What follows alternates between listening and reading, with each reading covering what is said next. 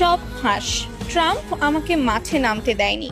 কেঁদে কেঁদে নিজ মুখে লাইভে দেখুন কি বলছে লাউতারো মার্টিনেজ। দর্শক, 2026 ফিফা বিশ্বকাপের ফাইনাল নিয়ে একের পর এক যে ভয়ঙ্কর, রোমহর্ষক এবং গা শিউরে ওঠা সত্য বেরিয়ে আসছে, তা হলিউডের কোনো ব্লকবাস্টার থ্রিলার মুভিকেও হার মানাবে।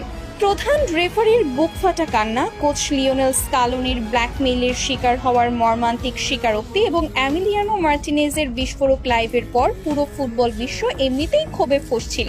কিন্তু এবার এমন এক মহা বিস্ফোরণ ঘটল যা স্বয়ং মার্কিন যুক্তরাষ্ট্রের হোয়াইট হাউস থেকে শুরু করে সুইজারল্যান্ডে ফিফার সদর দপ্তর পর্যন্ত কাঁপিয়ে দিয়েছে। ফাইনালে যখন স্পেনের বিপক্ষে 1-0 গোলে পিছিয়ে থেকে আর্জেন্টিনা ধুঁকছিল, যখন মাঠের 10 জন খেলোয়াড় ক্লান্তিতে মাটিতে লুটিয়ে পড়েছিল, তখন গ্যালারির কোটি কোটি সমর্থক হাহাকার করছিল, লাউতারো কোথায়? সুপার সাব লাউতারো মার্টিনেজকে মাঠে নামানো হচ্ছে না কেন? এতদিন সবাই ভেবেছিল এটি হয়তো কোচ স্কালোনির কোনো মারাত্মক ভুল সিদ্ধান্ত বা ট্যাকটিক্যাল ব্যর্থতা ছিল, কিন্তু না।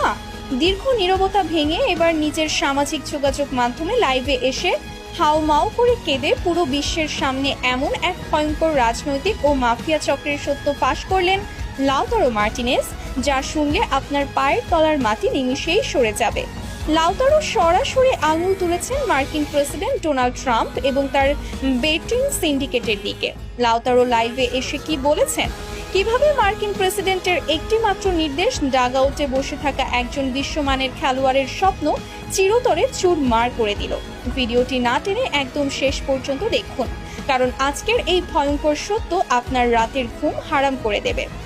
গতরাতে সামাজিক যোগাযোগ মাধ্যমে লাইভে আসার পর লাউতারো মার্টিনেজের চেহারা দেখে বিশ্বের কোটি কোটি ভক্ত রীতিমতো চমকে উঠেছেন।